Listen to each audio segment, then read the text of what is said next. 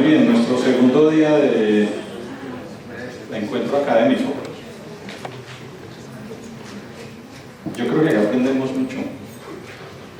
No tengan mucha ansiedad con que solamente en los espacios de clase se aprende. Vamos a hacer nuestro segundo día con 3 conferencias que, me disculpan que lo diga primero emocionalmente, muy lindas conferencias, estoy absolutamente seguro. Tenemos 3 invitados, 2 nacionales y 1 internacional, que en el desarrollo de las decisiones sobre por qué queríamos el evento de los 75 años de la escuela y este 10º encuentro, y el tema con el que estamos trabajando, que es el homenaje a nuestros maestros paisajistas Lida Caldas y Harold Borrero. Pues los temas giran alrededor de eso, como lo estábamos mencionando ayer. Así que hoy vamos a hacer otra vuelta sobre trabajos muy interesantes y reflexiones desde la literatura también muy interesantes en torno al tema de la arquitectura, el paisaje, que nos parece que son muy pertinentes para la formación de ustedes, de los estudiantes, y para las discusiones de los profesores también en los espacios de clase. Pero como les digo, creo que la oportunidad de tener, digámoslo así, de primera mano a los invitados que tenemos, quienes nos acompañaron ayer, lo que conversamos, las elaboraciones que podemos hacer todos a partir de lo que escuchamos de los proyectos y de las reflexiones de ellos, lo que vamos a escuchar hoy y lo que escucharemos mañana, sin duda alguna les debe dar suficientes elementos para pensarse como arquitectos, como docentes, como profesores, y espero que al final efectivamente eso lo puedan corroborar estando en el evento. Voy a presentar a nuestro primer invitado, con quien yo me voy a presentar, porque no me conoce a mí, entonces presentar un poco paradójico, que a los demás creo que nos conocemos todos. Mi nombre es Pablo Buitrago, soy profesor de la Escuela de Arquitectura hace ya muchos años. Y pues por supuesto en el caso de Lorenzo Castro, quien nos va a acompañar en este momento, pues tenemos una gran posibilidad de seguirlo a través de sus proyectos, que son proyectos muy destacados, reconocidos, publicados, premiados. En términos, por ejemplo, de espacio público, es el ganador de la última Bienal en espacio público.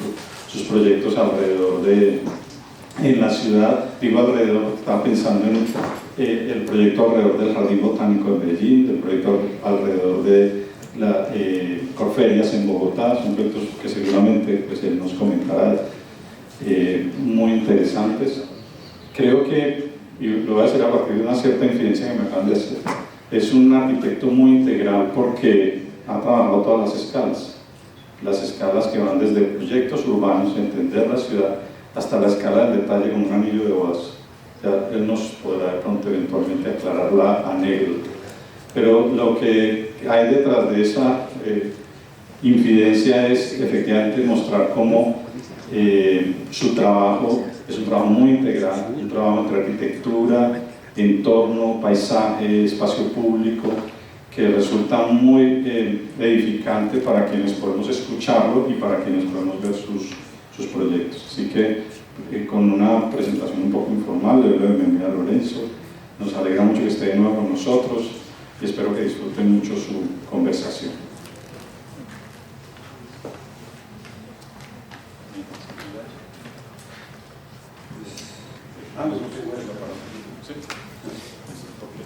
Muchísimas gracias por la presentación. Muchas gracias Francisco Ramírez, a María Isabel por estar pendiente también, a la Universidad del Valle, a todos ustedes por estar acá. Empiezo con esta imagen, solamente quería contarles que realmente yo tuve que crear una SAS que se llama Castro Arquitectos, pero el nombre es un poco fuerte, entonces estaba cambiando la imagen. Pues compañía de arquitectos, alguna cosa así. gastroingenieros es bueno. Básicamente hoy les voy a mostrar 3 proyectos. Francisco me pidió que mostrara el plan maestro de la UIS en Santander, en Bucaramanga. Les voy a mostrar otro proyecto de una sede que se convirtió en plan maestro de edificio, y por último, muy rápidamente, no voy a detenerme, voy a mostrar detenidamente el plan maestro de la UIS, lo otro lo voy a mostrar más rápido. Voy a mostrar el edificio del norte activo, que forma parte de un sistema de andenes alrededor de Corferias en Bogotá. ¿Sí pasa? Ya. Bueno, esas son las montañas santanderianas, esa es la UIS, está al borde de un barranco, como ven, en el costado norte de la ciudad. Esta es un poco la localización, está aquí, y este es el barranco, la represa de Tona, que está arriba en la montaña, y el río Suratá y el río de Oro, y todas las quebradas. Bucaramanga está llena de ellos. Aquí pues está puesto la localización de los distintos planos históricos de la ciudad, porque creo que es fundamental. Siempre lo llaman a uno para hacer algo que está encerrado por una propiedad privada, y nosotros siempre pues, estamos mirando las relaciones, porque al mirar las relaciones todo se potencia, la arquitectura se potencia. Y en este caso, pues claro, la universidad misma empieza a cumplir un papel distinto a simplemente ser un campo. Un poco las relaciones que estaba hablando, entonces son estos escarpes, son dedos con quebradas que van bajando, y la ciudad se mete en el nivel más o menos que conserva. Este es el campus de la UIS, y aquí está el Parque del Agua 1 y 2 y Morro Rico, y ahí vamos mirando poco a poco. El Parque del Agua pues lo sitúo porque me tocó hacerlo a mí, me correspondió, y Francisco pues me había pedido que hablara de la gran escala, y en alguna medida los proyectos, como van a ver, empiezan a concatenar. De hecho, estoy trabajando en otro proyecto muy grande, en un plan parcial que se llama Suratá, sobre el río Suratá, un poco hacia el norte, y todo pues se va uniendo.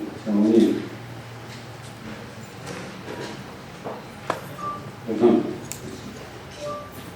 yo soy zurdo y pues, a veces me equivoco, por tal lado que me toca. Esas son las relaciones y cómo todo se empieza a amarrar. No voy a explicar mucho ahí, pero todo está un poco en esta condición. Entonces, ustedes ven los estadios, un colegio de la ciudad de Bucaramanga, un colegio departamental, y estos son invasiones que están por fuera, y todo está suelto. Aquí está la sede del hospital, que es parte de la universidad, es un hospital universitario, y por aquí está el Parque del Agua.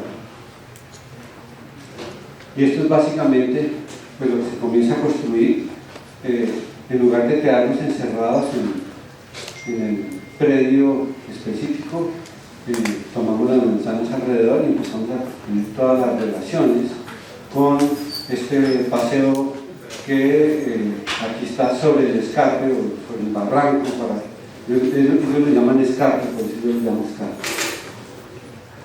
Ese es el barranco que empieza a ser invadido, y nosotros pues, le proponemos a la universidad que actuara, no, pues comprando esos terrenos y de pronto mirando si se hace un jardín botánico, mirando qué destino podían tener, y de pronto campos deportivos con algunos edificios de aulas debajo, ¿sí? Pues es muy inclinado. Pero pues eso no fue. Hay muchas cosas en el plan maestro que no son, o sea, que se proponen y no son. Ese plan maestro que les voy a mostrar, como siempre hay preocupación por las redes de acueducto, de alcantarillado, por todos los temas de ingeniería. Este plan maestro es más un plan de ideas arquitectónicas, diría yo, de identificación de proyectos específicos para hacerlo, y en ese sentido se hace eficiente. Digamos que tienen que resolver toda la parte de ingeniería cada vez que van a hacer uno de los proyectos.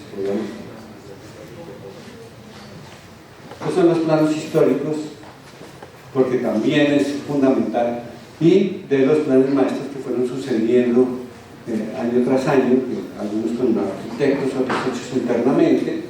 Tampoco voy a entrar a explicarles, pero es interesante mirar en el tiempo qué pasó. O sea, este primer plan maestro, que es un poco este que se ve acá, que dice 42, realmente es del 49, 1949, era un poco la fe corbusiana en el tapete verde, y aquí había viviendas que nunca se hicieron, y como ven, pues se fue desarrollando. De todas maneras, siempre hay una marca, una huella o algo que permanece de los planes anteriores. Ese es el plan de 49 que estamos viendo ahora. Y un poco esta es la UIS actual, los edificios. Todo lo que está vacío, pues como los campos deportivos, ustedes ven los colegios, ya no están, que en el plan, perdón. En el plan anterior era muy interesante porque incluía la unidad deportiva, el estadio, los colegios. Más o menos estos son 25 hectáreas y sumando los colegios hay 30 y sumando todo el área deportiva se llega casi a 50 hectáreas. Esto es simplemente sobreponiendo el plano histórico, también porque queríamos mirarlo en este sentido, que es una posibilidad interesante para nosotros los arquitectos, que a veces podemos poner el proyecto que estamos haciendo en el siglo XXI, lo podemos poner sobre un plano del siglo XII, donde queramos, podemos mirar el pasado y podemos mirar el futuro y sobreponerlos. Eso me parece que tiene fuerza, nos permite ver cosas.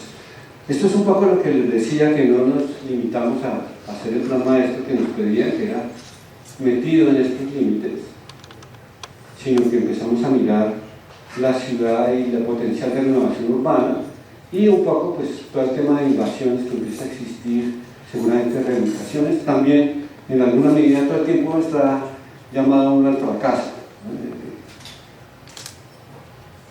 Estos son ya un poco una cantidad de sistemas que se plantearon para empezar a unir el campus con la ciudad. Es el sistema peatonal, voy a pasar rápido, estos ciclistas, bicicletas. El campus pues estaba lleno de parqueaderos, entonces nosotros hicimos unos parqueaderos. Este parqueadero, que es el parqueadero del estadio, permanece vacío la mayor parte del tiempo. Se le propuso al rector y el rector firmó un convenio y lo utilizan cuando no hay partidos, y los partidos en general no coinciden con las horas pico de la universidad. Entonces el parqueadero empezó a poder desocupar ese espacio, ya más adelante explicaré, y se hacen otros, se propone, aquí hay un parqueadero existente debajo de una plaza y aquí se propone otro que estaría por fuera para desincentivar. O sea, cuando uno mira cuántos metros cuadrados de parqueadero se hacen, cuántos metros cuadrados se dedican a la circulación de vehículos y lo que se puede hacer. Les propusimos también una ruta circular de buses que entra a la UIS y tiene paraderos enfrente de los parqueaderos y también pues recorre parte de la ciudad. La carga, pues simplemente es un problema de horarios y de acceso. La carga puede acceder desde luego, pero en un horario no puedes estar de 6 a 8 de la noche, no puede haber carros circulando. Y esto simplemente era mirando las pendientes, la topografía, y cómo se manejaba.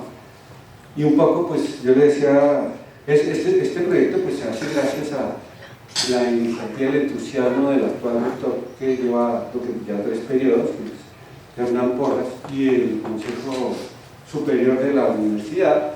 Pero yo le decía que a mí me impresionaba mucho ver que estas son fotos reales, que era más fuerte que la cárcel modelo de Bucaramanga. Y eso tenía concertinas encima. Pues, son unos bordes hacia la ciudad totalmente absurdos, ninguna relación del campus con la ciudad, y ese campus era fundamental, es fundamental que tenga relación con él, con la ciudad misma. Aquí les muestro un poquito el Jardín Botánico de Medellín. El andén que existía, pues tenía estos muros de 4,50 con una malla encima. Aquí estaba la liga de tenis y el muro a veces se retrocedía y dejaba algo de espacio. Este era el espacio más circulado, pero pues la intervención que se hizo, que es un talud, un cerramiento transparente, un andén revisando el perfil de la vía, unas bancas que acompañan pues, a estas personas que no solamente pasan, sino que se pueden sentar. En un momento esas bancas desaparecieron, aquí está Edgar Mazo que puede dar constancia, pero quedan los muretes, porque en la oficina siempre estamos trabajando sobre la idea de la ruina. O sea, hay cosas que se pudren, se desaparecen, se quitan, se vandalizan, pero siempre hay un soporte que queda. Simplemente lo muestro porque ahorita voy a mostrar también un poco el trabajo de borde que intentamos hacer, que no es que se haya hecho todavía del todo en la UIS, pero empieza a transformarse, y esto realmente transformó el Jardín Botánico de un enclave totalmente cerrado, bellísimo, un paraíso para los que entraban y un infierno para los que estaban por fuera, en un lugar de la ciudad. Bueno, simplemente un poco para decir eso, este edificio es la entrada al Jardín Botánico. Alguien nos dijo que hicieron la portería más costosa que se ha hecho en la vida, porque realmente nos pidieron una portería vehicular y nos hicimos una entrada peatonal, y tiene un café, tiene un almacén, y uno entra por este patio. La idea es una preparación que entra uno del mundo mineral, se aísla de la ciudad, lo único que ve es las montañas y el metro, y ve el verde de atrás del jardín, y es donde entra el Jardín Botánico a través de ese edificio. Pero el edificio tiene la potencia del borde urbano y de todo el proyecto que hicimos ahí. Esto es el interior del escarpe, eso es lo que siente uno cuando está dentro del escarpe y dentro de la universidad. Un espacio totalmente desperdiciado, ni siquiera es un parque para subir camiones allá arriba, no sé qué será. Y no es un buen render, a mí me parecen horribles los renders, pero simplemente la idea es que esto empieza a transformarse y a abrirse a la ciudad. Y aquí pues hay una serie de principios, ¿no? Que es construir un parque. O sea, la idea es un poco, en conversaciones con el rector de la UIS, es cómo podemos hacer para que este espacio que está totalmente encerrado cumple una función hacia la ciudad muchísimo mayor, tenga muchísima mayor relación. Entonces, pues hay todo un tema de paisaje al final. O sea, aquí estaban hablando de vida Caldas, uno entra en este campus y ve la presencia de una mano como la de ella, seguramente deformada por el tiempo, ¿no? Pero muy emocionante. Unos árboles increíbles.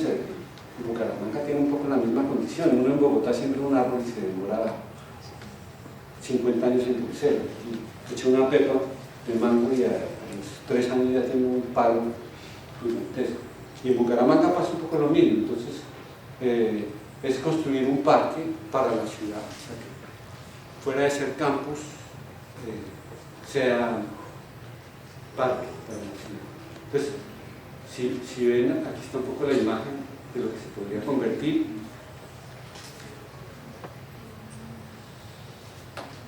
Y este es un corte más o menos atravesando estos edificios. Se va moviendo, pero son edificios macizos que no se atraviesan por debajo. Y la idea es esa, es intervenir los primeros pisos. Otra vez, por ahora, en alguna medida fracasada, porque eso no ha pasado aún. La idea era que la UIS contratara 120 arquitectos, no sé, ya no me acuerdo cuántos edificios hay ahí, distintos, para que cada uno hiciera un proyecto de primer piso, un proyecto transparente que permitiera que sucediera lo que está pasando acá. Entonces, pues la UIS tiene un muro carcelario, se encierran ahí, claro, sabemos que el ELN actúa sobre la UIS, hay miedo. Vivimos en un país de miedo. cada vez nos encerramos más y el encierro genera más miedo. Entonces, es un poco ser mucho más positivos, la idea es quitar el muro y empezar a tener relaciones con la ciudad. Es un parque que se empieza a relacionar, que puede ser atravesado, desgozado por todos los ciudadanos, pues esa es la propuesta principal. Adentro pues uno encuentra esto, los edificios con rejas como si fueran antejardines encerrados, cada facultad toma su decisión de lo que quiere hacer, bueno, algunos que le hacen para generar accesibilidad de cualquier manera, una rampa, todo es improvisado en alguna medida, ¿no? La rampa de baños, y esta es la calidad de lo que se encuentra adentro, pues con una vegetación muy bonita, pero un tratamiento pobre, y la opacidad de los edificios. De pronto hay algunos pasos muy bonitos, ¿sí? Pero los edificios en general en primer piso son opacos, tienen oficinas administrativas o algunas aulas, no se puede pasar por ellos. La Universidad Central de Caracas de Villanueva, pues el campus, otra vez es el primer piso liberado y uno puede atravesar. Claro, Caracas es una ciudad con una temperatura muy fuerte, entonces esta sombra es increíble, pero es toda esa transparencia y toda esa posibilidad de atravesar. O el Parque Ibirapuera, donde se hace la Bienal de Sao Paulo, de la pérgola del medio, que es increíble. Claro, nosotros aquí no podríamos hacer esto nunca porque se nos cae por el tema sísmico. El racismo menciona mucho las escrituras argentinas, somos pesados y a veces no aprovechamos ese peso y ellos aprovechan muy bien la levedad. Esto es un poco la estructura existente y cómo empieza a unirse entonces hacia la ciudad y tomar parte de la ciudad, pero la ciudad también a meterse en ese campo. El otro principio es la flexibilidad, entonces en lugar de tener edificios especializados en cada facultad con su edificio, la idea es empezar a tener mezclas de usos y tener bienestar en todos los edificios. Así estén especializados en facultades en el mundo del trabajo. Esto es un poco lo que sucedía, el análisis que hicimos. Poquito a poco, toda la parte administrativa, que es la parte gris, iba tomando la parte docente. Entonces, pues, ahí está graficado, hay unos edificios encerrados que son ya particulares, ¿no? Pero eran los que veíamos que además se podían sacar al perímetro. Entonces, además la universidad, en lugar de seguirse encerrando y comiéndose la tierra que no tiene, la idea era que empezara a aprovechar el borde para activar todo ese espacio. Ahí se ven punteados los edificios que se quitan y la idea era reemplazarlos allá afuera. Esto es un poco pues el tema de la flexibilidad, también es promover el uso entonces era los primeros pisos, pero también los últimos como bienestar universitario. Y el primer piso pues fundamental, y ahorita después explicar unos principios. Este es el primer piso existente, lo que ocupa el espacio, y ahí está un poco un 17% ocupado, el otro está libre, es una oportunidad increíble.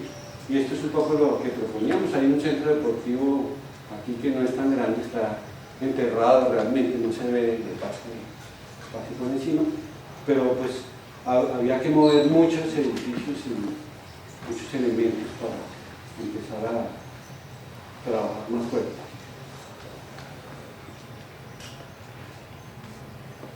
También pues aquí hay un tema de alturas, hicimos varias propuestas, que al final quedó una plataforma conservando un poco una cierta altura. Pues empieza en alguna medida a generar actividad hacia los bordes, son edificios grandes porque la universidad necesita ampliarse. Y aquí está un poco el tema de bordes. Estos, los que están arriba son realmente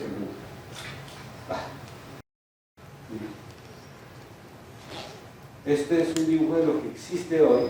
Entonces aquí hay un colegio, un muro, unas canchas deportivas, y lo que se proponía en un momento dado en el primer piso, proponer unos recorridos que atraviesan por entre los edificios. La sombra en Bucaramanga también es importante. Lo mismo este perfil que se amplía de esta manera. Este es el centro deportivo que les decía que estaba semienterrado. También en un momento dado al tiempo que se acerca al maestro, pues seguían actuando. Entonces, el edificio del centro deportivo hicieron un edificio distinto, van pasando cosas, así uno no quiera. Aquí pues ve uno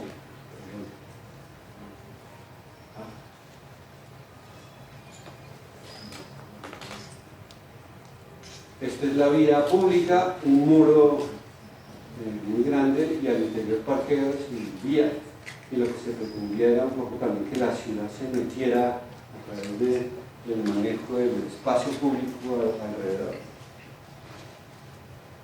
Y este es el escarpe, por ejemplo. Entonces, pues la intención es hacer un borde recorrible y un parque lineal en este borde. Y aquí, pues, por ejemplo, es un edificio existente y cómo se puede ir transformando en el tiempo hasta llegar a ser reemplazado por un nuevo edificio.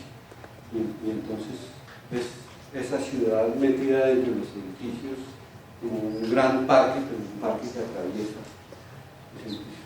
También hicimos unos lineamientos para los nuevos edificios y yo diría que tienen que ver con los viejos, pero ese es el área, ¿no?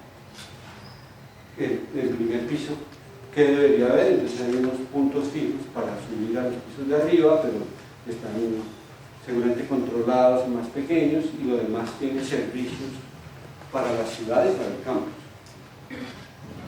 Y arriba pues crece este edificio, debe haber una distancia mínima de 4,80 libras en este punto, y después hay el volumen que dependerá de la altura que se haga en ese momento. Y esto es un poco el programa y un poco la idea de a qué se dedica cada uno de estos, preocupados un poco por recuperar la cantidad de espacios educativos, más que administrativos. Sí, simplemente mirar con los administrativos qué pasa, porque también la universidad lo necesita y crece. Entonces, esta es la ocupación, que la idea es que al no ser solamente una facultad y poder ser utilizados por toda la universidad, pues permanezca ocupada el 80%, porque hoy en la UIS hay edificios de facultades que no se ocupan el 30%. Es ineficiente. Bueno, y todo el tema que es obvio, a la larga, cualquier arquitecto lo debe tener en cuenta siempre, que en alguna medida son temas que se ponen de moda, pero que son fundamentales resolverlos siempre, no están de moda. Después el tema de agua, el reciclaje de agua, de temperatura. Este es la UIS actual. Yo creo que aquí lo importante además es que hicimos una recopilación de primeros pisos de proyecto por proyecto, y ahí uno ve,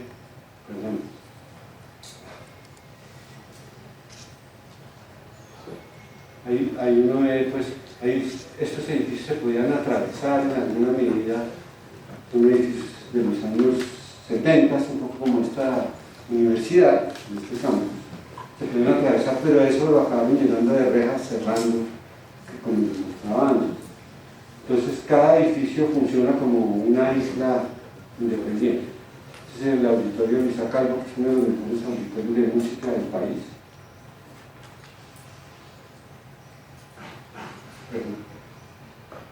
Y aquí lo otro que se plantea aquí es cómo lo que hacemos se va tomando el campus, se lo va tomando, lo va transformando. En este centro pues hay una vía que se volvió peatonal, pero entraban los buses y daban la vuelta aquí. La idea es que sigue pavimentada y sigue como si fuera a entrar un bus, la idea es empezar a recuperarlo. Esto pues es el colegio de la ciudad y el colegio departamental, entonces también aquí vamos a ver un proyecto, y este borde también hay otro proyecto, pero también esto pues lo pensamos como por etapas y está sucediendo de manera distinta pero emocionante realmente. pues es como esto realmente van sacando los parqueaderos y se va volviendo cada vez más un parque, y tiene vegetación cerrada, y tiene recorridos, y los edificios se pueden empezar a atravesar. Si ustedes ven, pues estos edificios son los que se van quitando, se van reemplazando. Y esto sería el primer piso. Lo que se ve más pequeño aquí son los puntos fijos de esos edificios controlados. Y el parque, pues el sueño del gran parque. Y lo otro que para nosotros era fundamental era volver a integrar estos colegios. De hecho, una de las cosas emocionantes que pasó es que el rector logró negociar con el colegio, este es el departamental, pues, logró tumbar un muro que hay aquí y volver a sumarlo como el plan maestro inicial.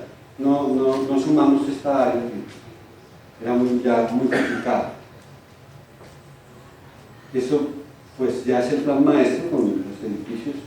Estos son los nuevos edificios que reemplazan todo lo que se quita para poder, por ejemplo, tener todo este parque de descarte, ¿sí? Y la idea es, como les decía, volver a integrar los colegios. También hay un muro, y es también quitarlo y integrarlo.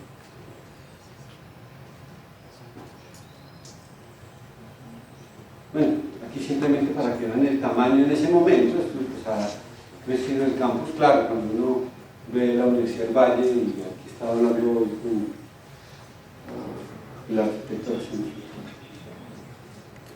con Rodrigo, me estaba contando que son 100 hectáreas, estamos hablando de 25 hectáreas y lo podemos ampliar a 30, pues, digamos a 50, y pues la cantidad de estudiantes en ese momento, no, aquí son las áreas, pues, aquí están los estudiantes.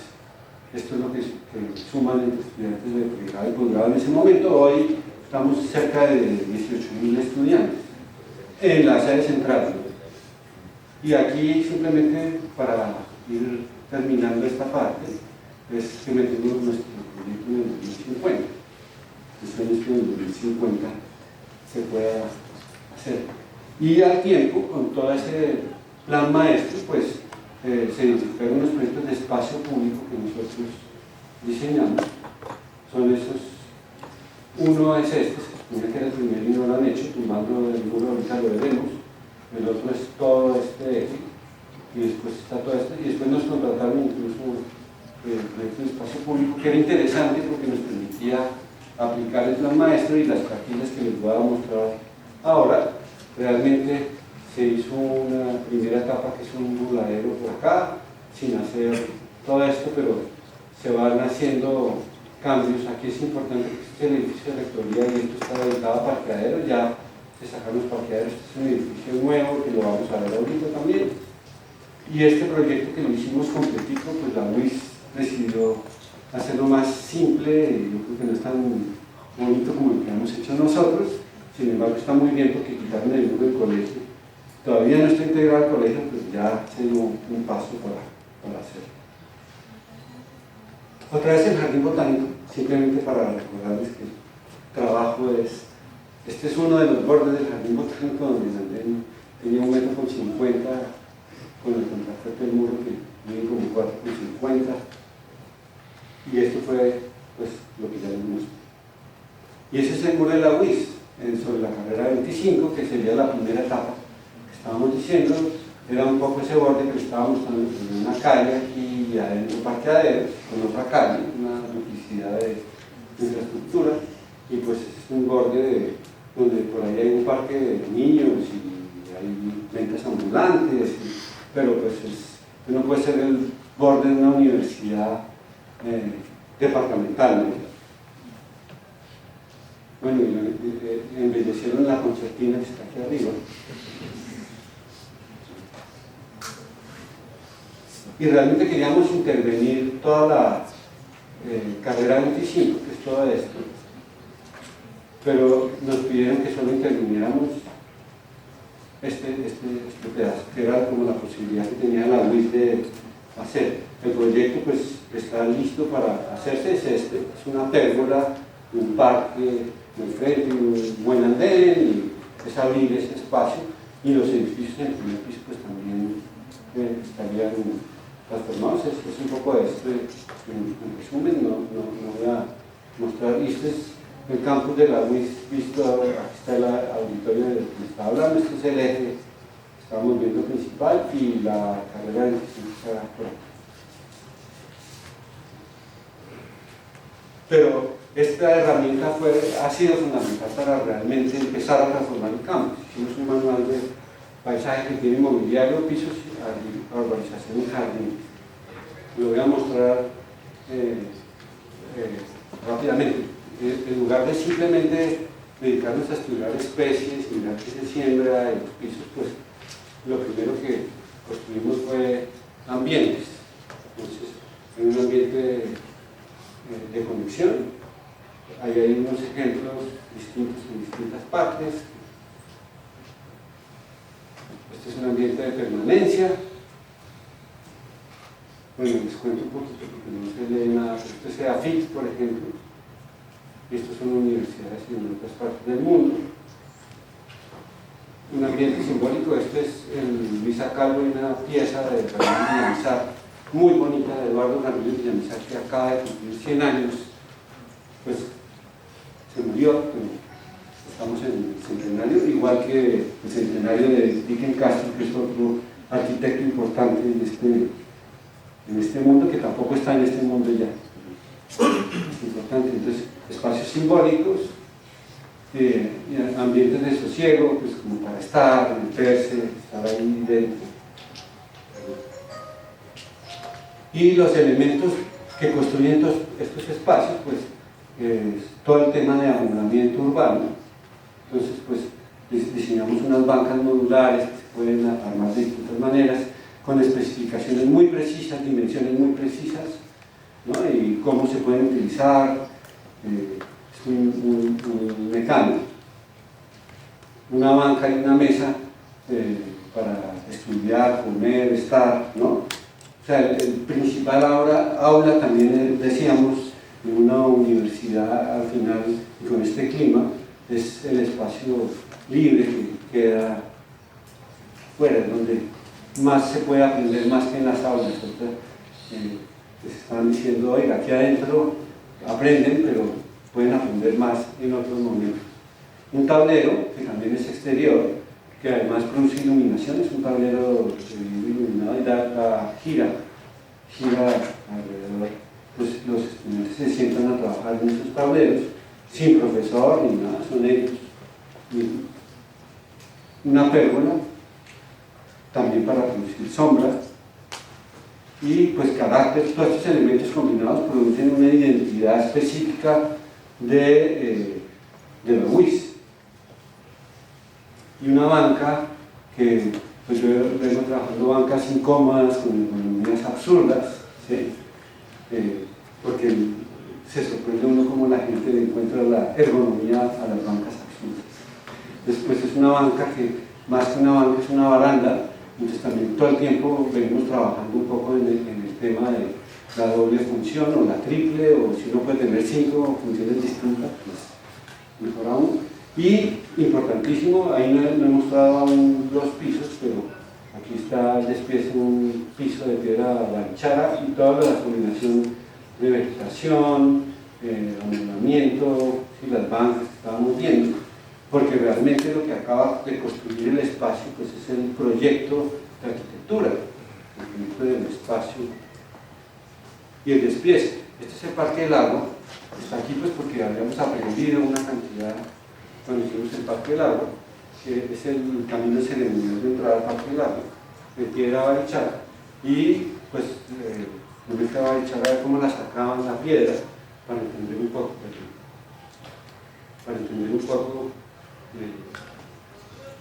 cómo manejar el material. No voy a explicar mucho más aquí, pero los pisos son fundamentales y los pisos dotan de carácter en un lugar y los despliegues del piso lo hacen especial. Seguramente este piso, como está dibujado ahí, es un poco genérico, pero son adoquines de concreto además de 8 centímetros. Se supone que una adoquín se lo puede hacer de 4 centímetros y la aguanta. Son de 8, que es para carga vehicular, porque aquí en Colombia no se sabe cuándo se mete un camión de 5 toneladas encima. y disposiciones distintas. El piso de piedra barichara, con toda la experiencia que tuvimos, un poco distintos despiezes de ese piso, posibilidades. O gravilla sueltas, que también seguramente hay que estudiar los colores en el momento que se va a poner, las combinaciones y tienen distintos tipos de color. Y esta es otra vez una imagen de toda la combinación de todos esos elementos. Ahí hay gravilla, el piso de piedra barichara, piso de grés, piso de concreto, árboles, hay vegetación baja, arbustos, ¿no? Que son los que generan esos ambientes que me mostraba al principio. Se hizo una cartilla de vegetación, desde luego, entonces cómo se siembra, entonces hay un espacio con árboles grandes y una vegetación baja, un sotobosque, hay arbustos, bueno, son módulos diferentes que la idea es que se combinen y empiecen a generar entonces con esas asociaciones vegetales que dicen ahí, espacios para ser utilizados de distintas formas y atravesados de distintas formas. ¿Sí?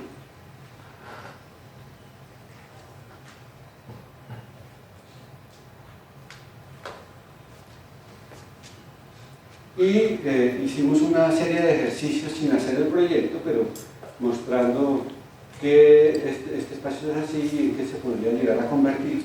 Otra vez, los renders no son los que más me gustan, pero se hizo el ejercicio y se explica en los números ahí qué vegetación se siembra y qué piso se utiliza. ¿Sí? Un lugar de carga y descarga y se podría llegar a convertir con el manejo en piso adecuado. Este es el primer proyecto que les dije, hicimos unos proyectos pilotos y realmente hicieron solamente este pedazo. Le dicen el burladero, y eso se llena de estudiantes que ven pasar otros estudiantes por el eje principal, vive lleno para alimentar.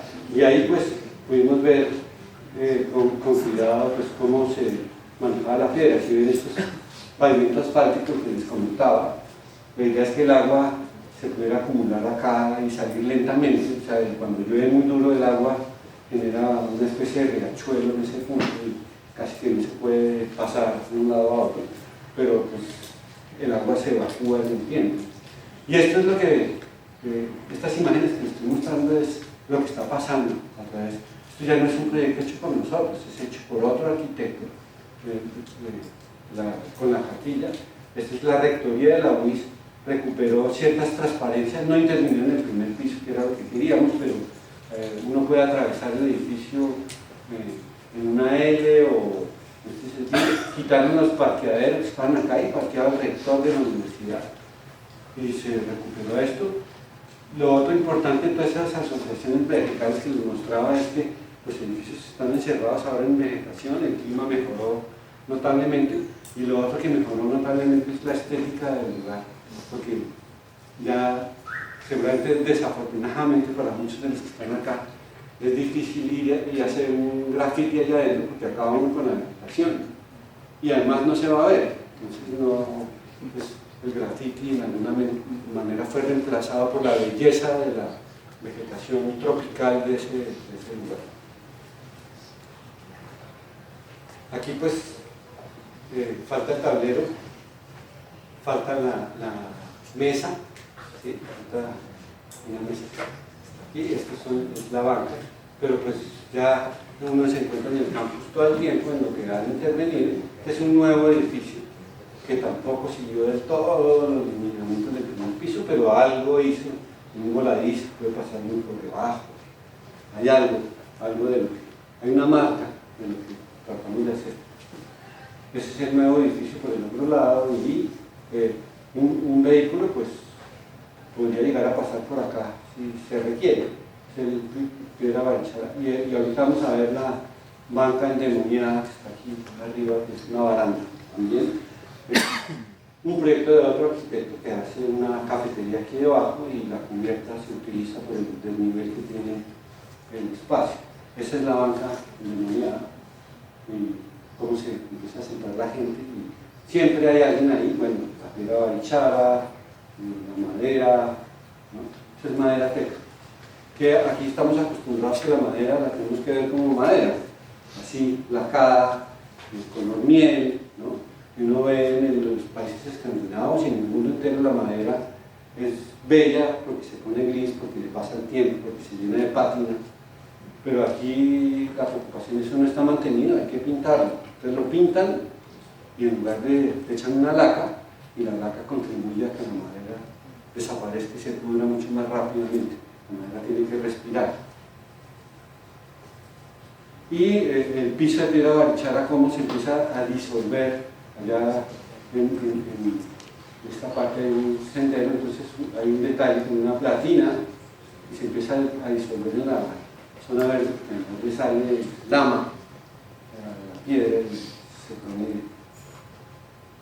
Ese es uno de esos senderos que prácticamente en alguna medida empieza a desaparecer con las hojas. Y finalmente pues se está volviendo un jardín, un parque, poco a poco. Y a mí me emociona porque ya no hay intervención mía allá adentro, pero lo están haciendo. Ahora les voy a mostrar rápidamente. Esto empezó siendo un plan maestro también. La UIS tiene, igual que la Universidad del Valle, regionales. Entonces esto es Málaga, me mandaron para hacer el plan maestro de Málaga. Málaga es un pueblo a 2.600 metros, 2.500 metros, pasando por el Cañón de Chicamocha, por el Capitanejo, que es Boyacá, y por Santander, para pasar el río. Una geografía la más linda que uno pueda ver, un pueblo el más feo que uno pueda ver, pero un lugar increíble, y eso acabó convirtiéndose en un edificio que estamos viendo a ver porque quedó guardado por pandemia. Lo iban a hacer, quedó guardado por pandemia, pero se está como reactivando y se los voy a mostrar. Bueno, les muestro esto porque la precariedad de la educación en Colombia, esto pues era un instituto de bachillerato, este edificio, y todo lo demás está hecho como un tubo, más o menos diría yo, está hecho a pedazos. Por aquí hay un auditorio, una facultad veterinaria y una clínica veterinaria, y este edificio se está hundiendo. Entonces pues cuando yo fui a Málaga a visitarlo, Málaga está a 4 horas de Bogotá y 4 horas de Bucaramanga más o menos, un poquito menos de Bucaramanga, pero con una carretera muy compleja. Fui a verlo y entonces me preguntó el rector qué opinaba, y dije, ese edificio, pues yo opinaría que hay que quitarlo porque es un antiguo colegio y no está cumpliendo la función. Tiene pues ese programa impresionante y metido. Y dijo, no, hicimos la evaluación estructural y ese edificio hay que quitarlo, entonces queremos que usted haga el proyecto del edificio. Entonces este es el proyecto. Realmente el predio que estamos viendo está acá. Es este, un poco con este. Aquí hay una pista, la pista de Málaga, que de cada 10 años que aterrizan se estrella uno. Y es muy emocionante la pista porque hay una persona que avisa cuando va a aterrizar una avioneta, realmente aterriza o helicópteros, y entonces viene un pastor, bueno, un vaquero y saca las vacas que están pastando, los niños que están montando en bicicleta en la pista, y Málaga, el centro de Málaga está acá, entonces los estudiantes llegan a la sede caminando, atravesando por la pista, porque de lo contrario tienen que dar una vuelta muy grande para llegar. Una vuelta muy grande son 10 minutos, ¿no? Pero en un pueblo como Málaga es bastante grande. Entonces, básicamente lo que hacemos es acompañar el terreno, pero la idea otra vez es, oiga, la Universidad Industrial de Santander tiene la capacidad de dotar de un gran auditorio y una gran biblioteca a Málaga, que sea un público. Hay una clínica veterinaria que es muy importante para el lugar, pero lo más importante es que esto, todo, es un parque público y la gente puede circular por encima del edificio. Ya, grandes. Esto es un poco los puntos de contacto, porque el terreno sube así y sube así. Aquí hay un antiguo molino que ahorita más adelante se nos va a mostrar. La pista está acá, la que les contaba. Entonces, esta es la biblioteca y aquí está, pues en principio, parqueaderos pero en ese basamento hay una gran escalera que está acá y acá, que es un poco la escalera, se vuelve un escenario para los grados en Málaga. La estrategia de Málaga es muy interesante porque pues, la idea es servir a la región, pero Málaga está más cerca de Boyacá que Santander, se llega más fácil de Duitama y Capitanía, pero lo que es impresionante es que este lugar por su tamaño también atrae gente increíble de la costa atlántica, la gente de la costa atlántica, y porque es más reducido de los pueblos de la costa, porque es un lugar más manejable que Bucaramanga, ¿no? Y llega gente de los llanos orientales también, y de todo Boyacá. Entonces, pues la idea es que estos dos edificios empiecen a servir donde está el auditorio, ¿sí? La biblioteca y la clínica veterinaria, que serán como los puntos de contacto con la ciudad. Y este es el gran parque. La idea es que este es un parque que cualquier persona puede entrar y recorrer, no es un campus cerrado otra vez. Y un poco esta sería la primera fase, que es la que se empezaría a hacer pronto, espero, pero es, perdón.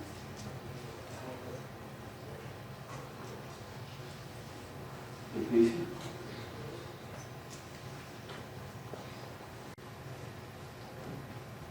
Sí, sería la primera fase, que es quitando el edificio y solamente haciendo el parque. La UIS, la rectoría de la UIS decidió que iba a hacerlo, y ahorita al parecer va a haber recursos para hacer el edificio. Y el edificio se puede hacer en 4 etapas, pero al parecer se va a hacer, en este momento había 350 estudiantes, la idea es ampliarlo a 700, y el edificio final alberga hasta 3.000 estudiantes. Bueno, lo otro por lo que va gente de todo el país es porque ahí hacen 4 semestres de ingeniería y eso les da acceso a la UIS Central en Bucaramanga. Llegan acá y pueden llegar. Esta es la pista. Entonces la pista, pues, si el avión aterriza mal, pues se cae en un abismo. Si sale mal. Y esa es la pista que está llena de niños montando bicicletas, triciclos, hay vacas, ovejas. Entonces, realmente es muy emocionante. Estuvimos mirando el aeropuerto de Gibraltar, que no sé si ustedes lo conocen. El aeropuerto de Gibraltar, que es una isla inglesa en España, está atravesado, tiene un semáforo de una vía que funciona normalmente en la ciudad. Los carros están cruzando y tiene un semáforo cuando aterrizan los aviones, como un paso a nivel de ferrocarril. Entonces, es una infraestructura que, bueno, en este caso, esta infraestructura cumple la labor de una ciclovía bogotana. Es un lugar de entretención, un lugar de atajo, un lugar de animales. Cumple mucho más funciones que el de Gibraltar, pues que es muy civilizado, pero es muy impresionante pensar que una pista se interrumpe con una vía que pasa. Bueno, esta es la cubierta y cómo podemos circular. Realmente se va circulando, perdón, se pasa de un lado al otro lado, al otro lado, al otro lado. El deck no se circula por todos lados, pero circula uno en un balcón impresionante, porque el lugar, como les decía, es increíble. Y esta es un poco la estructura del edificio. El edificio son unos pórticos metálicos con una pared de madera, con listones de madera que funciona estructuralmente, y unas cáscaras de concreto, es un concreto de alto comportamiento, ¿sí? Un concreto especial que se puede plegar sin formaleta, lo que lo hace en principio más económico. Y al final, aquí ven la pasarela, balcón, que cualquiera puede acceder, y esto pues produce una sombra, porque en Málaga se calienta de día y se enfría de noche, pero se llega a calentar. Esto es un poco las cáscaras de concreto que están colgadas de esa estructura, el lugar para hacer recorrido, esa banca infernal, la baranda, esto es sombra, y esto es un aula al interior con un corredor con la madera que funciona estructuralmente. Para mirar cómo se cuelgan esas cáscaras y el espacio que empiezan a generar, ahí falta, no está el edificio completo, está en construcción. Estas son las cáscaras del corredor y las entradas a las aulas, y del otro lado pues, se cierra con vidrio. Ahí se ve el balcón sobre la ciudad, sobre el parque, y este es uno de esos corredores. Otra vez, me perdonan los rendes. Esto la idea es que viva lleno de agua, el agua corre por acá. O por lo menos cuando llueve se llena de agua. Y esto es un poco la imagen del parque. Claro, alguien hizo el render y sembró lechugas,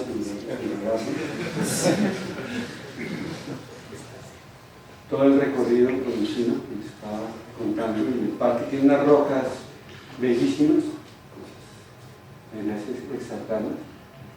La biblioteca, perdón, el auditorio que está acá, la biblioteca que está acá, la clínica veterinaria, y después se desarrollan aulas. En ese sentido, aquí al final hay un espacio administrativo en este proyecto. El espacio que se va a construir ahora, se lo quería mostrar porque es la huella de este edificio que estamos construyendo, lo que se va a construir por el momento. Una maqueta, en la oficina hacemos maquetas de trabajo, no maquetas para vender a ningún cliente, absolutamente nada. Una maqueta de trabajo para verificar la topografía de cómo está.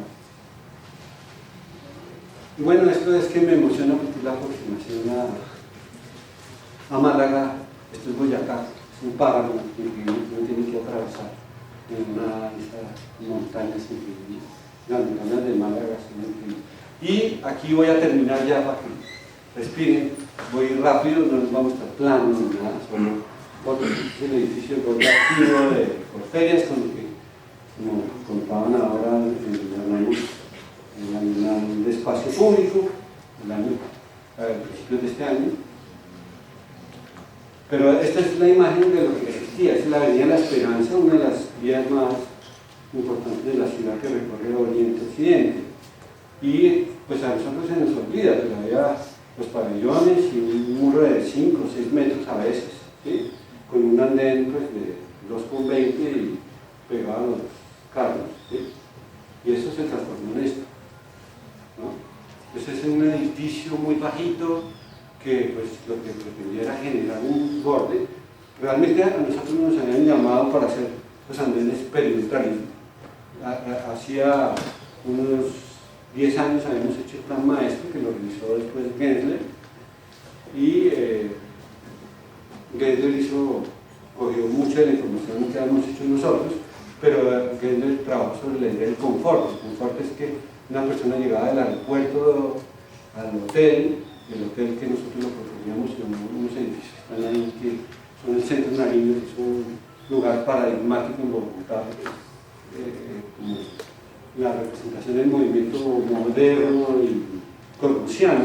Claro, tiene una imagen alrededor, está cerrado, también queríamos abrirlo. Pues cuando llegó Gessler, que es una firma en Washington, propuso poner el hotel dentro del recinto. Una visitante llega a ese hotel, puede mirar las ferias, puede pasar al centro de convenciones que está del otro lado por un puente y nunca pisar la ciudad. Y nosotros pensábamos todo lo contrario. La feria puede activar los bordes y no necesita tener muros, sino tener espacio. Entonces, básicamente, este edificio lo que tiene actualmente.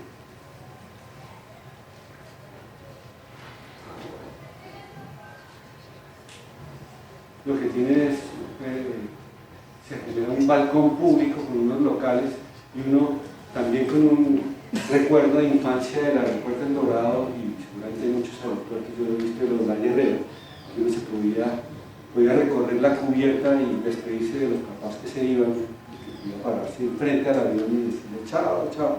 Ahora no, pero la idea es que uno puede entrar a la feria sin comprar la boleta, porque aquí hay unos patios que ahorita veremos. Son locales que en principio eran de comida, se conservan 3, porque con la pandemia pues, todo se modificó. Pero lo más importante es que y yo todo el tiempo estoy intentando dibujar los edificios que hago con los perfiles urbanos. Está en la Avenida La Esperanza, entonces el perfil de la Avenida La Esperanza está centro de convenciones, el nuevo centro de convenciones de los Bermúdez y Herreros. Entonces se genera un segundo nivel que mira hacia el interior, pero al mismo tiempo se vuelve un balcón y se complementa este perfil con un jardín. Y Otra vez, pues aquí ya ni siquiera tiene madera, pero los muretes de contención pues, se vuelven bancas. Por aquí sale el agua de la banca hacia el jardín. El jardín está mucho más crecido. Esta es una escalera que, pues les cuento, la tuvimos que dibujar para que nos dieran la licencia con la norma colombiana, pero es una escalera que maneja la norma inglesa y es súper cómoda. La que nos exigían no era una escalera tan cómoda, se construyó después.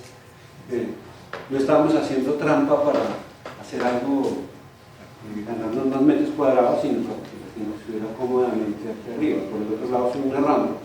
Si una persona en silla de ruedas puede subir también. Pero pues cuando hay actividad en la feria de esta banca se llena de gente, se murete, se llena de gente. Y este es el interior, un poco lo que les decía, cuando uno circula arriba aparecen estos patios en algunos puntos, son los locales, pero uno puede ver el patio. Y este es un dintel, la feria es muy dura, porque este dintel poco a poco la ascenso lo está poniendo un dintel de malla, que se va a llenar de vegetación y se vuelve verde. Está creciendo un roble y todo el tema del agua. Esto es una gárgola que bota agua hasta el interior. Y este es el borde activo, que básicamente es cambiar una malla o un muro, que a nosotros nos llamaron realmente para hacer solamente el andén, y después los convencimos que habíamos hecho el plan maestro y habíamos dicho, oiga, hay que activar ese borde. Entonces, pues esto cumple con el plan maestro que dejó Gensler, sin embargo, activa un poco todo ese recorrido, mejora esa condición de espacio público, se vuelve una entrada importante a la feria. En cada uno de esos patios uno puede mirar qué está pasando, por lo menos, no dentro del pabellón, pero pues miran este pabellón que es muy importante, es un pabellón de madera, creo que es holandés, de madera de pino laminado. Lo conservamos, Gensler lo va a quitar, pero todo el proyecto, esta esquinita se mete cuidadosamente en un patio para no tocarlo. Y pues se logró. Y bueno, hubiera querido tener una fotografía del campus de la Universidad del Valle, pero pues tuve el privilegio también de estar en el hotel Recto, un campestre, y hay una tinaja ahí divina al desayunar. Tuve ese privilegio de estar en el Cali, que es una belleza y puede ser más lindo todavía. Muchas gracias.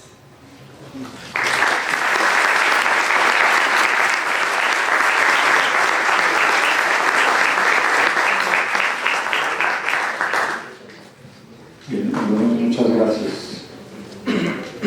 Perdón. Adelante, entonces está ahí sillas mientras yo hago un comentario pequeñito aquí. Que no quiero dejar pasar un comentario que hizo Lorenzo un poco desprendidamente a propósito de Eduardo Ramírez Villamizar y mencionó a Dicken Castro. Quiero decir que el maestro Dicken Castro, uno de nuestros grandes maestros de la arquitectura colombiana y del diseño en Colombia, nos dejó un legado muy importante en estos temas y es pues el progenitor de Lorenzo. Y además Lorenzo cuenta unas anécdotas muy bonitas de su vida, hemos escuchado su vida desde la infancia con su maestro y padre Dicken Castro, una persona realmente muy importante en la historia de la arquitectura en Colombia. Y pues que está cumpliendo 100 años, ¿no? Bueno, de nuevo Lorenzo, gracias. Vamos a conversar un poco, unos minutos de conversación que quieran preguntarle al arquitecto sobre estos proyectos, como estamos hablando de espacio público, arquitectura, paisaje, ciudad, escala humana, en fin. Así que, allí ya una pregunta. Dale, adelante. Sí, sí. Buenos días, gracias. Tenía una pregunta sobre el espacio público. ¿Hasta qué punto se puede intervenir el espacio?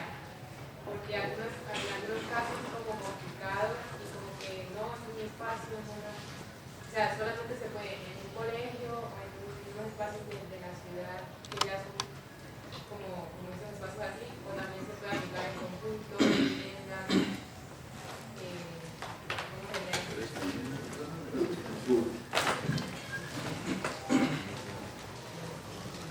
Pues, no, muchas gracias. Yo he vivido todo el tiempo en ese dilema, porque a veces se trabaja desde lo público.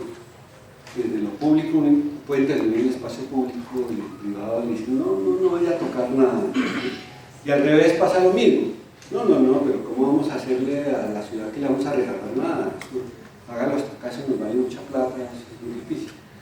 Pero yo creo que lo más importante es como soñar, y es un poco lo que mostraba ahí, o sea, ese muro del colegio Damaso González, que es el colegio departamental de Bucaramanga, ahí en el campus de la UIS, pues uno puede decir, dejémoslo ahí quieto porque eso nunca va a pasar, pero lo propusimos al rector, el rector le interesó, tenía los contactos, fue muy difícil y se hizo. Y hay muchas otras cosas que no se hacen, pero para mí es fundamental la relación, como también lo mostré ahí, del edificio, la arquitectura privada, el espacio privado, con lo público y con la generosidad que pueda aportarse de lo privado a lo público. Entonces, pues yo creo que hay que estarlo proponiendo y seguramente una y otra vez se fracasa, pero de pronto hay uno que se hace, porque se sueña. Si no se sueña y simplemente la norma dice que no se puede hacer no sé qué, y las normas las hacemos además los mismos arquitectos o los seres humanos, ahora van los abogados y los arquitectos, pero las normas, precisamente como las hacemos, usted puede llegar a hacer norma, pues puede llegar a revisar la norma que hay y proponer algo más allá, ¿no? Hay normas, como dije, vivimos en un país de miedo, y el miedo hace que cada vez nos encerremos más, entonces que se permita encerrarse más, se permita que no haya ningún tipo de relación entre lo público y lo privado. Yo creo que eso nos toca empezar a cambiarlo. Entonces sí, si usted se queda dentro de lo que le dicen, no va a poder actuar nunca de otra manera distinta a lo que le pide el uno o el otro. Pero si usted propone algo, hay que proponer para empezar a cambiar.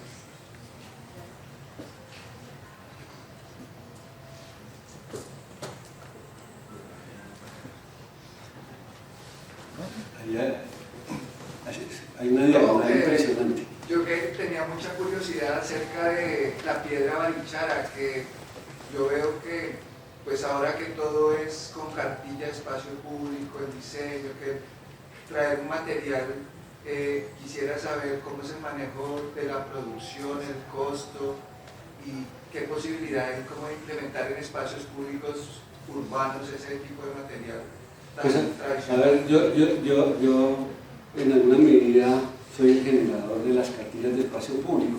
Como usted vio ahí el manual, ¿sí? Pero las cartillas, la idea que tenían, y igual un poco este manual, es revisarlas cada año, quitar elementos y meter nuevos, y meterlos desde la experiencia del proyecto. Y había la posibilidad de hacer proyectos integrales que en alguna medida no requerían aplicar necesariamente la cartilla, pero había que demostrar la calidad del proyecto, ¿sí? No podía hacer cualquier proyecto. Entonces, la cartilla además se podía alimentar de ahí, o sea, yo propongo una banca nueva, un farol nuevo. De hecho, la cartilla de mobiliario urbano de Bogotá, por ejemplo, acoge una cantidad de elementos que, por ejemplo, a mí nunca me gustaron del todo. Había un farol neoclásico, imitación Plaza de Bolívar, que lo mejoramos, por ejemplo, tenía una bola de cristal, con los cambios de temperatura en Bogotá, se calentaba la bola de cristal y cuando caía la primera gota helada de agua fría se toteaba, o si no, pues pasaba un gamín, tiraba una piedra y se toteaba. Pusimos unas bolas de policarbonato que ahora están amarillas, eran blancas, pero aguantan el tiempo. Y se acogió en el mobiliario, ¿no? Porque no era un problema de que me gustara a mí o no como director de taller de espacio público en ese momento, sino era un problema de que la ciudad era exitoso y se estaba utilizando bien.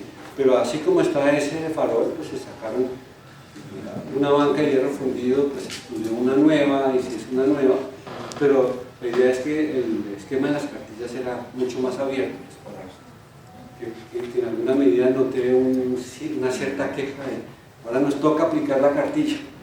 ¿Sí? Yo no sé, pues yo creo que tiene razón, porque las administraciones, la cartilla de Bogotá la revisaron para meter un carrito de vendedores ambulantes, pero no para revisar las bancas que estaban allá adentro. ¿Sí? Pero le voy a acabar de contestar y además sigue aquí, creo. Ya voy. Bueno, sobre la piedra Barichara, pues lo que encontré y que no quería contar porque me alarmó mucho es que llegué a Barichara y eso, la piedra la explotaban como si fuera una ganadería, una finca llena de pies, de rocas. Entonces llegaba el cantero, o sea, no había una cantera como tal, no se puede explotar industrialmente. Le pedía permiso al dueño de la finca, el dueño de la finca dice, sí, saque, paguen una plata. Y el personaje, pues prácticamente medieval, con unos martillos y unos hormones, los clavaba cada 5 centímetros. El calor del sol calienta la piedra, le echaba agua helada y la piedra abría, se iba abriendo en el sándwich. De hecho, la primera especificación del parque del agua era en 6 centímetros. Y cuando yo llegué a Barichara a hablar con los canteros, me dijeron, no la podemos hacer en 10 o 12. Yo no entendía muy bien y eso, como sacan la piedra.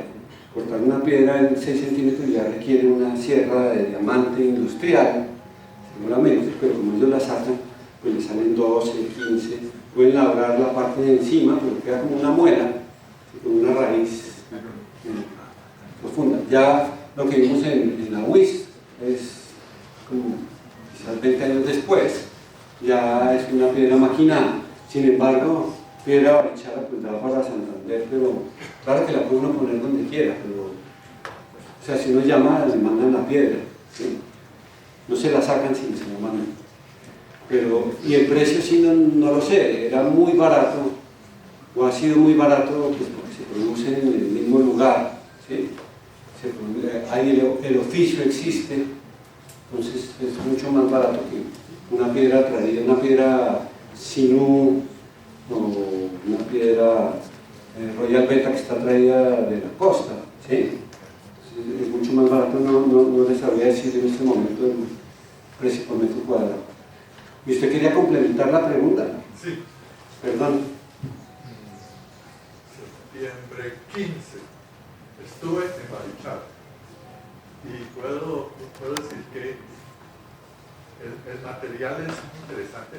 Me parece que es una piedra caliza que viene de cuando Santander era un mar, el sedimentario entonces, y los canteros de Barichara son unos maestros escultores. Eso lo demuestran en su cementerio. Entonces, lo que me parece que usted ha hecho ha sido simplemente o acertadamente aprovechar lo que hay en la región. Si nosotros, por ejemplo, no podríamos razonablemente y por lo menos económicamente tener aquí esos oficios ni ese material. Tendríamos que comenzar a buscar qué hay en nuestra región para poder aprovecharlo y seguir este principio de usar la maestría y el material de la localidad. Ahí de todas maneras, para complementarle, pues yo por fortuna tuve que intervenir en el Parque Caldas en Popayán y llegué a una cantera, digamos, la piedra Barichara es una piedra arenisca, realmente no es caliza, es una arenisca parecida a la piedra bogotana, ¿sí? Una piedra más bien blanda, un poquito más compactada que la bogotana y por eso se mantiene un poco mejor. La bogotana se mancha mucho, aunque hay un edificio de Camacho y Guerrero en la séptima con 72 que por el detalle que tiene se mantiene impecable, ¿sí? Pero lo de Popayán, yo traté de trabajar con los artesanos que hacen los pisos y fue imposible. Llegué a una cantera que producía triturado para asfalto y era una piedra muy dura, se llama una piedra andesítica, que es casi, creo que es más dura que el granito, es una piedra volcánica más dura que el granito. Entonces los artesanos pues menos trabajaban eso, porque trabajaban una piedra más blanda. Tuvieron que venir a Cali a conseguir, el constructor, a conseguir, se consiguió creo que 6 cortadoras de diamante que tenían los mafiosos en casa para cortar la piedra del piso en el Parque Caldas, en la compañía. Entonces, sí, es un poco, cada lugar es absolutamente emocionante poder investigar qué se puede hacer. Este edificio en Málaga, por ejemplo, encontramos una cantera de un mármol rosado precioso, y la idea es que los pisos se hagan en este mármol rosado, ¿sí? En cada lugar, pues, es apasionante hablar con los artesanos, con el de la cantera, claro, son negociantes, ¿no? ¿Sí? Sí, yo soy profesor de Ciencia Política de la Nacional, no soy arquitecto. Le quería preguntar, ¿usted cómo ve la valla alrededor de la Universidad Nacional? Se la pregunto porque acabo de llegar de Toronto, y la Universidad de Toronto está integrada a la ciudad. En cambio, la Universidad Nacional no se puede entrar. Hay una... ¿Qué opina? No sé, me provoca curiosidad. Pues, reflexión. sí, yo voy a decir una cosa totalmente pecadora aquí. Uno de los edificios más fascinantes que hay en la Universidad Nacional es el edificio de posgrados, piso Salmona. Pero yo vivo con rabia con Salmona, y tal vez algún día le dije, porque tuve la oportunidad, lo conversamos, porque él, que hablaba todo el tiempo, es pionero de pensar en lo público, en el espacio público, en un pensamiento muy avanzado. Cuando resuelve el edificio de posgrados, no resuelve el borde de la 26, deja una malla, y era la oportunidad porque se está en el borde. ¿Pero qué pasó? Yo hubiera querido ver a Salmona resolviendo, yo estoy seguro que hubiera resuelto bellamente, porque ese edificio pues, es una belleza. La malla, pues a mí me parece que, ahí está la hemeroteca, que no me parece una buena arquitectura, que es de Chuli Martínez y de Mues, es una combinación de los dos, que resuelve en alguna medida, pero la resuelve más con el automóvil particular que entra y sale como un cabloy, ¿sí? Entonces tampoco está del todo resuelto. Yo creo que ese borde de la Universidad Nacional pues le han sembrado árboles, lo han mejorado un poco el andén. Sin embargo, la relación de la universidad para nada, y pues viene del miedo, y viene del miedo a que la policía entre y que la ciudad entre. No entra en la Universidad Nacional y está más invadida que el resto de la ciudad, ¿no? El campus está más desordenado, pero ahí es uno de los campos más bellos, con más potencial, es del año 37, ¿sí? Mucho antes que el de la UNAM, creo que es antes que el de Caracas, ¿sí? Entonces es un campus increíble, pero en ese momento también, un poco lo que dije ahora con el Centro Nariño, había confianza en que podía estar abierto, y seguramente estuvo abierto y no pasaba nada.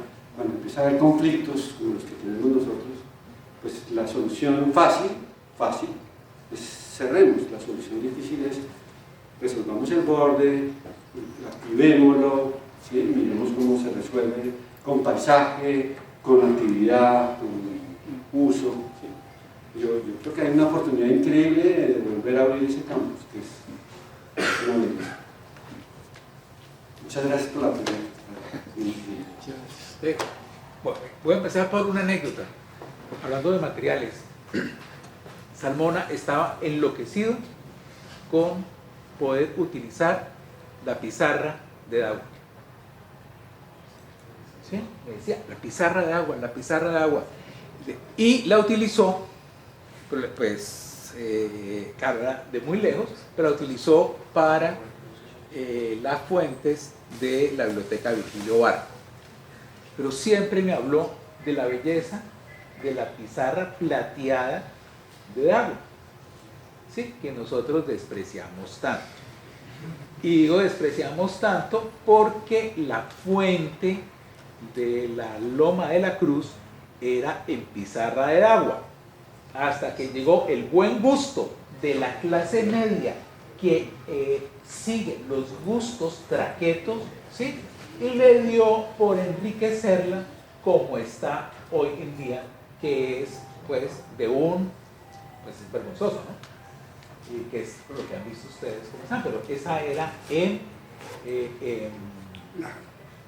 la que llamamos Piedra Laja, que en la carretera de agua uno pasaba y la mano de obra local con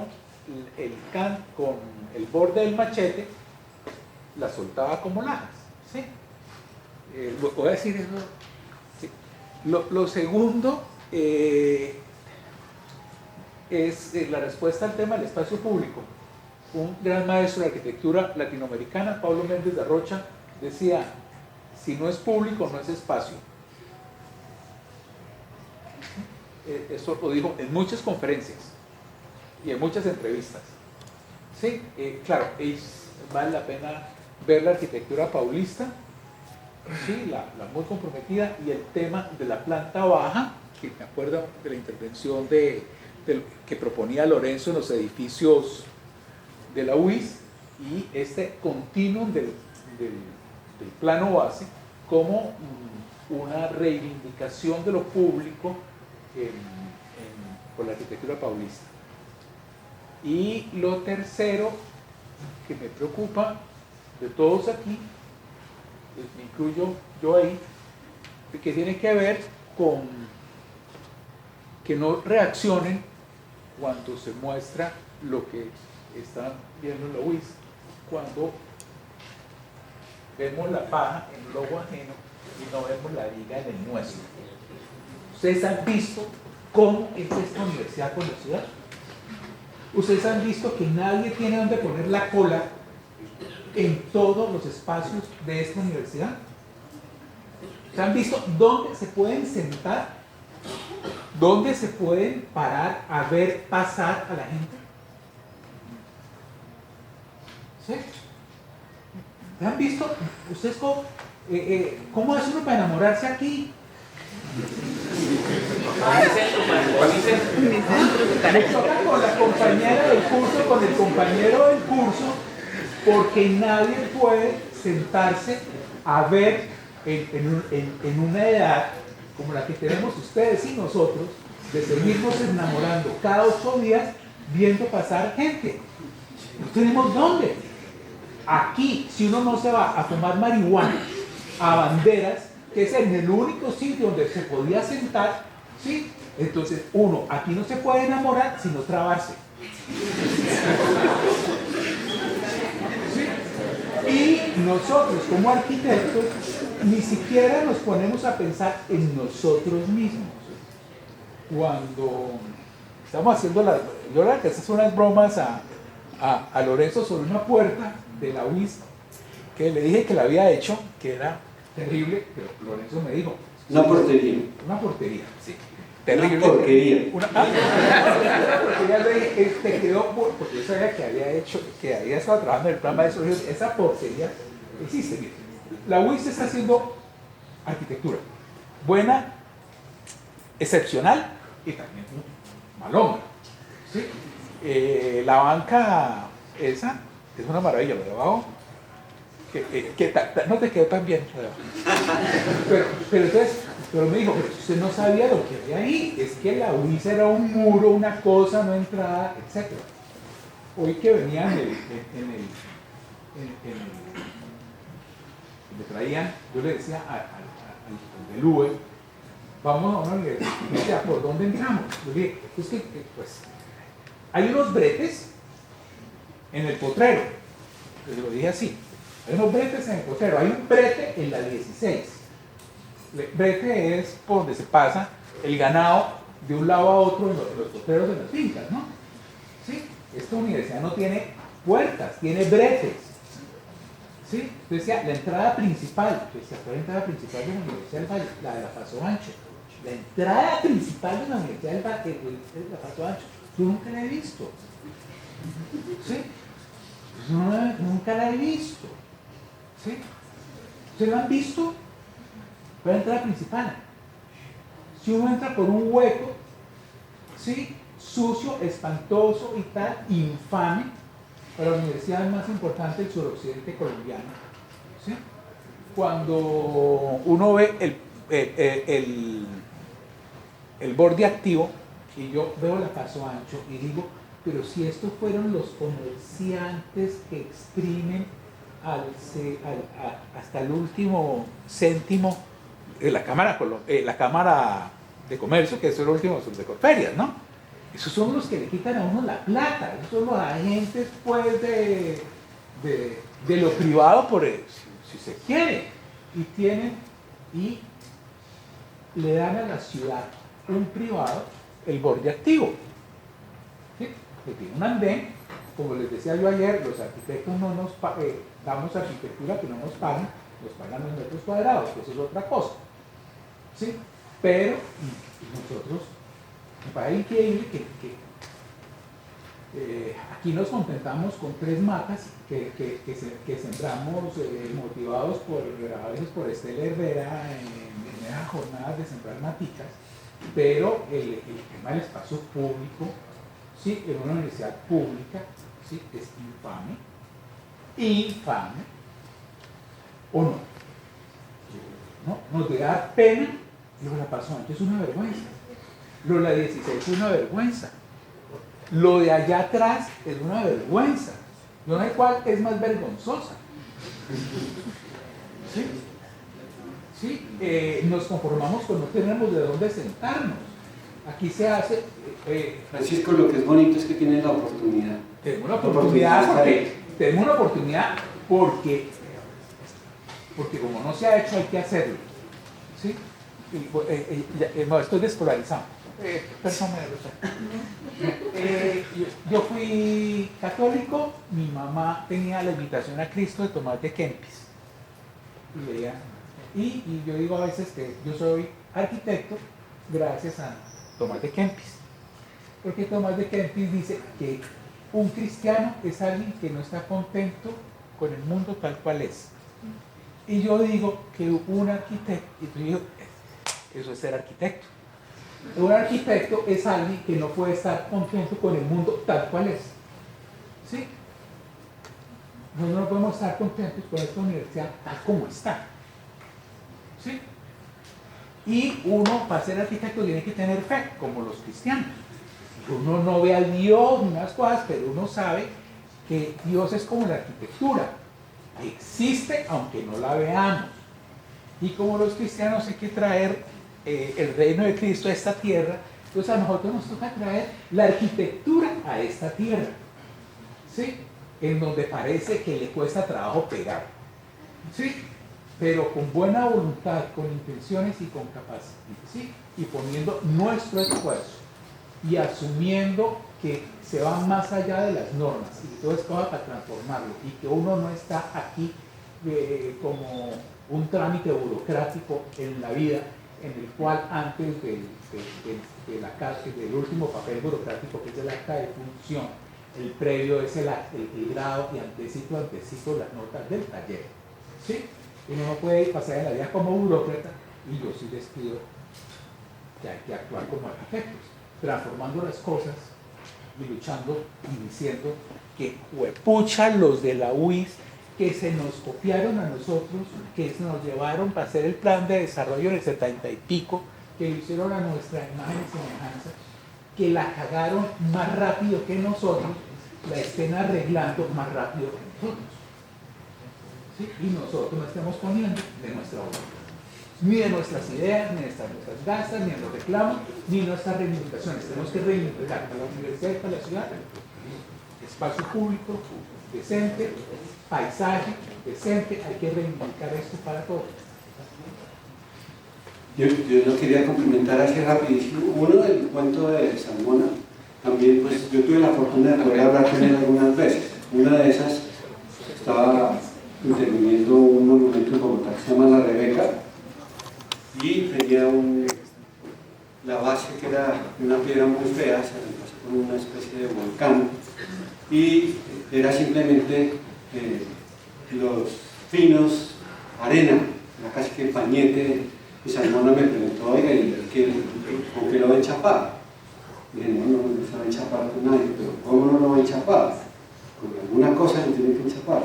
Y la respuesta pues que yo tenía es, los ríos llevan arena, no están enchapados de nada, pues a veces tienen piedra, cambian de colores, pero la arena era suficiente para reflejar el cielo en el agua. Pues es una conversación que les estoy haciendo una infidencia.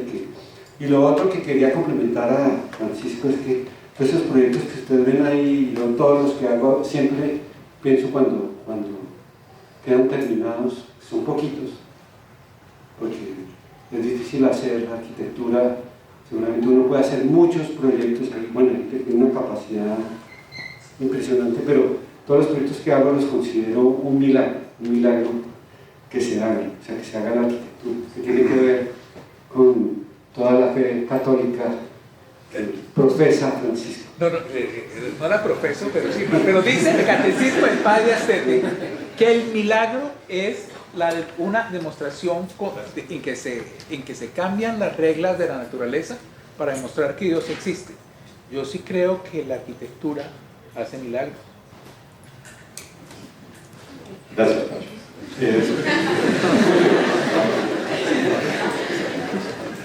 ¿Para qué? Con el tono, con esta línea que habló Francisco. Lorenzo, hemos tenido la oportunidad de estar en distintos lugares, en estos eventos, compartir como jurados en Lima, como amigos en México y como amigos ayer en este evento, sumar amigos. A Edgar no lo conocía también, y siento que hay algo en común que me encantaría, no es una pregunta, me encantaría que te extendiera, porque creo que sos uno de esos elementos inspiradores, ¿no? A mí me gusta siempre como decir a los jóvenes arquitectos y arquitectas, estudiantes, jóvenes profesores también, que a veces me toca coordinar y desesperan en el intento de hacer arquitectura. ¿No me escuchó? Bueno, decía que muchas veces me sorprendo estar hablando con jóvenes arquitectas y arquitectos, jóvenes profesores que desesperan en los tiempos de la arquitectura, ¿sí? Ayer hablábamos mucho de los tiempos, ¿sí? Y yo siempre me gusta decir, insisto, en decir que lo nuestro es insistir, persistir y resistir, ¿sí? Es un juego de palabras, pero si uno se detiene en cada uno de esos que terminan en tir, es lo único que tiene en común, lo que tiene es esa constancia, esa disciplina, ese no, en términos así boxísticos, no tirar la toalla, seguir insistiendo, ¿no? Que vayan, que lo golpeen a uno, insistir, insistir. De eso trata la arquitectura, de eso trata la docencia, ya vemos hasta que pasa que profesores como Francisco incurran en el llamado a Dios para que nos ayuden, ¿no? para aguantar esto. Entonces, por otro lado, la arquitectura cuando se concreta, ¡guau! ¡Qué mayor placer!, ¿no? Digo, ¿lo hay? Esa es la gran pregunta. Existe la pregunta, pero la arquitectura lleva tiempo. Digo, hacer estos planes maestros, hacer una catedral, en fin, hacer parques, ¡guau! Que sí lleva tiempo, ¿no? Entonces, la arquitectura es un tema de tiempo, de insistir, persistir, resistir. Me encantaría, porque esto lo estuvimos hablando ayer también, que sumaras desde tu punto de vista a este auditorio así tan joven y que hables de tu experiencia en eso. Por favor.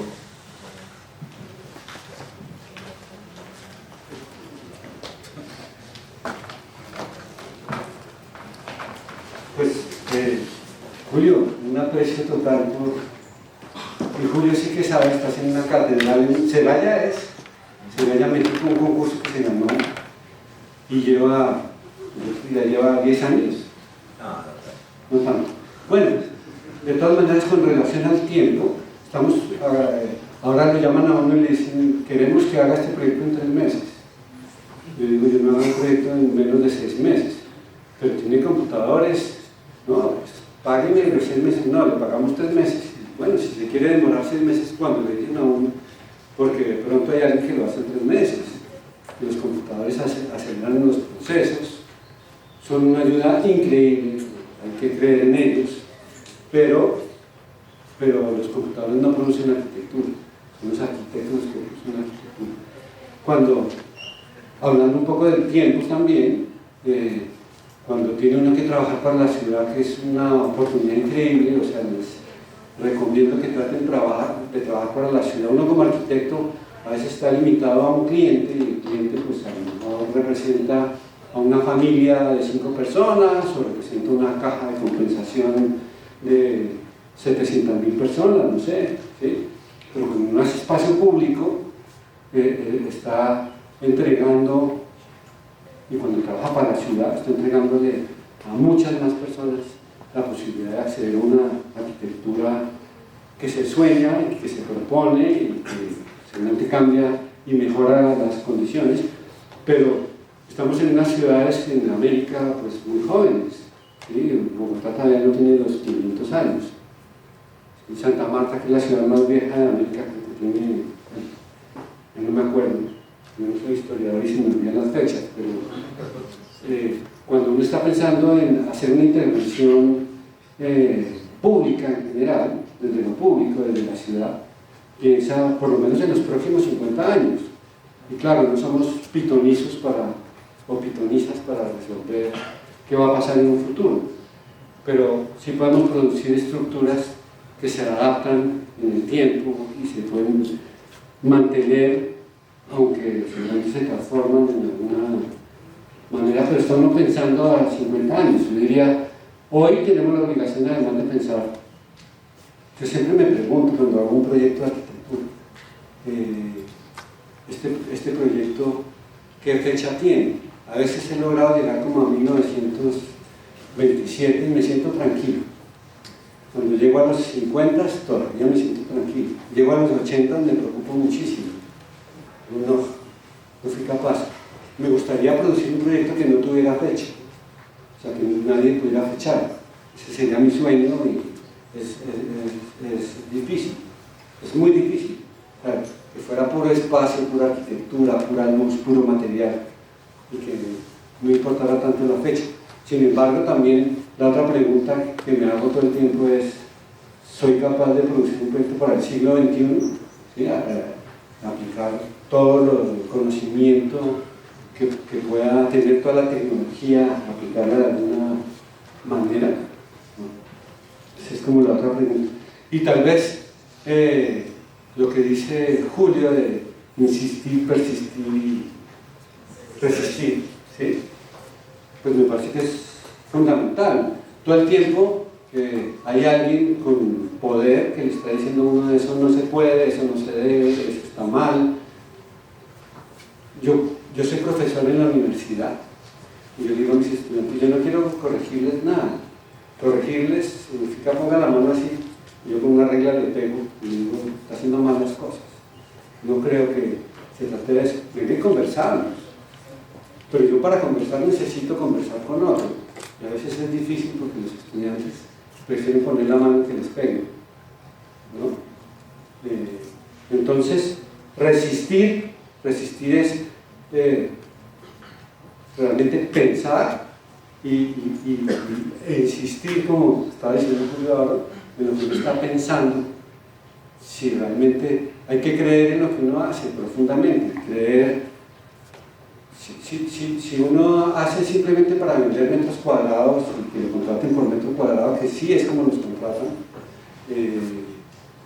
pues no hace nada. Entonces, por eso yo, con la pregunta antes, decía: hay que soñar, hay que soñar. Cualquier persona que lo llama a uno como cliente es un soñador impresionante. O sea, alguien que lo llama para hacer una casa está soñando en su casa. Alguien que, como el rector de la UIS, que lo llama a uno para hacer el plan maestro de la UIS, que está soñando que eso puede ser mucho mejor que lo que es hoy en día, sueño. Y la obligación como arquitectos, lo que nos pasa como arquitectos es que, si bueno, yo le voy a hacer su sueño factible. Su sueño factible es que uno empieza a recortar, para que se pueda pagar y se pueda hacer. Resulta que además no medimos cuánto vale un sueño.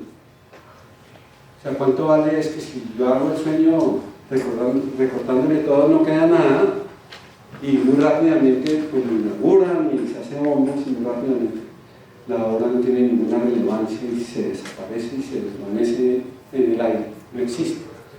Cuando uno hace el esfuerzo por plantear una idea, por proponer algo, cuando uno hace el esfuerzo por soñar mucho más allá de lo que está soñando el que encargó algo, y de devolverle el sueño multiplicado por 2, ojalá por 10, Y ese sueño, seguramente, como les estaba mostrando en la UIS, se hace, aunque se multiplicó por 10, se hace el punto 5, pero desde el punto 5 cambia la condición. Entonces, yo creo que hay que seguir soñando. Estoy hablando de tiempos, porque también a uno le dicen, oiga, dígame cuál es el problema y resuélvalo, ¿no? En la arquitectura, la educación está un poco enfocada a eso.